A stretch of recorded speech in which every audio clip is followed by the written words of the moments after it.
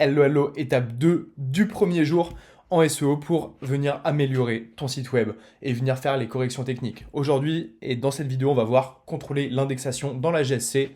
On est parti, on a fait le petit guide directement dans notre school que tu peux retrouver. Et là, dans cette playlist YouTube, je vais faire toutes les étapes et jour après jour, sur les 30 premiers jours, tu vois, on est dans le module Classroom, hop, mois 1. Et pendant 30 jours, on va donner full tips et des actions à mettre en place chaque jour. Donc là, on en est à contrôler l'indexation dans la GSC. Hop, comment on contrôle l'indexation dans la GSC? On va reprendre exactement le même site de Kedija qui est dans notre school. Hop, avec son site La Brodeuse. Et donc là, on va dans l'onglet page juste ici. Il faut absolument en prérequis avoir la Google Search Console. Et là, donc on va voir des pages qui sont dans l'index de Google, donc indexées, donc présentes sur Google, visibles, et 232 pages qui ne sont pas indexées. C'est ça qui va nous intéresser aujourd'hui. Et il y a des raisons, différentes raisons, de pourquoi ces pages ne sont pas indexées. Ce qu'il faut faire à cette étape-là, et ce qu'on met dans le school, c'est accéder au rapport de couverture, ce qu'on vient de faire, ce que je viens de te montrer, analyser les pages non indexées. Donc pourquoi elles ne sont pas indexées? Et il y a différentes typologies. On viendra les détailler un peu plus tard, c'est au jour 2, si je dis pas de bêtises, avec explication de ce que c'est et comment on le corrige. Nous, dans notre cas, on va reprendre notre petit fichier Excel, ici, donc là, Google Sheet, et en fait, on va venir voir les pages 404. Il y en a 111 actuellement, et apparemment, c'est en baisse, donc il y en a de moins en moins. Et on va venir voir les pages, est-ce qu'elles méritent d'être indexées sur Google, oui ou non?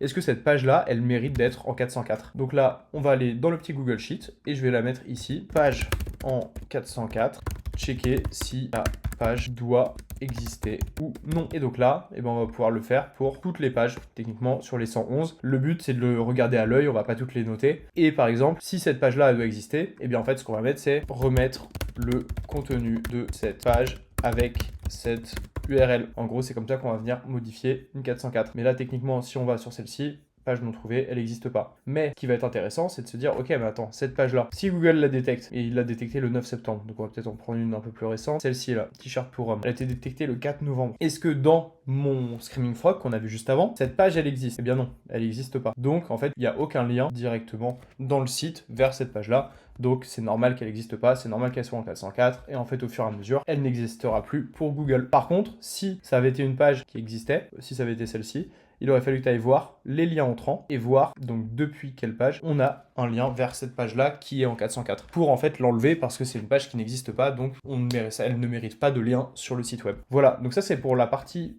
purement 404, mais il va falloir faire la même chose pour chacun des points ici. Est-ce que donc les pages qui sont bloquées par le fichier robot.txt, c'est des pages qui ne doivent pas être indexées? Et c'est cette question-là qu'on va se poser pour chacun des points. Est-ce que les pages qui sont présentes ici, les 6 pages dans autre page avec balise canonique correcte, on voudrait qu'elles soient indexées sur Google ou pas? Pareil ici, est-ce qu'on voudrait que ces pages-là soient indexées sur Google? J'imagine que celle-ci, c'est une page produit, on voudrait qu'elle soit indexée sur Google.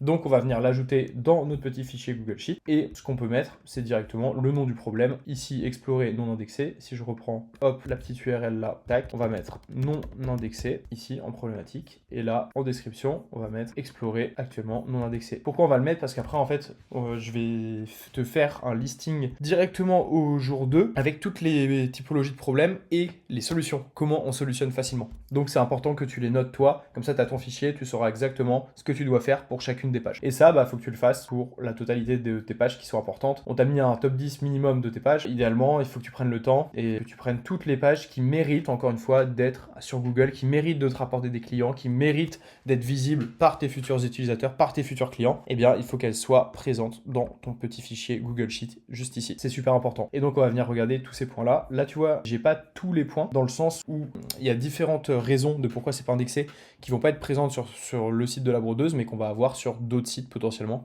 Donc il va falloir faire attention et encore une fois lister les problématiques. On y reviendra pour corriger au jour 2. Voilà, si t'as aimé la petite vidéo, n'hésite pas à t'abonner, à mettre la petite cloche. Si t'es sur School, n'hésite pas à passer au module d'après aussi. Si t'es pas sur School, par contre, n'hésite pas à nous rejoindre. L'objectif du School, c'est d'apporter un maximum de valeur, d'aider des entrepreneurs qui ont un site web. Avec des coachings, on fait 2 lives par semaine, mais aussi avec ce type de module, de la formation. Tu vois, dans le Note Classroom, on va avoir rediffusion de tous les lives, rédaction de contenu, trouver ses mots-clés business, formation GA4, bref, il y a énormément de choses qui arrivent. Là, tu vois, on est au mois 1, on fait 30 jours avec une action, mais on va aller jusqu'au mois 6 et ceux-ci ne seront pas accessibles sur YouTube. Les places, elles font que augmenter sur le School en fonction de plus on ajoute de la valeur, plus on ajoute des formations, etc. Là, actuellement, on est à 30 $. N'hésite pas à t'inscrire maintenant pour bloquer le prix. Et encore une fois, on te l'a mis ici dans le petit About. L'abonnement, il est sans engagement. Tu arrêtes quand tu veux. Donc si tu veux venir même que pour un mois, en plus, tu as 7 jours gratuits. Tu as le petit lien en description. Nous, on se retrouve pour la prochaine vidéo. Des actions à mettre en place. Allez, à tout de suite. Ciao.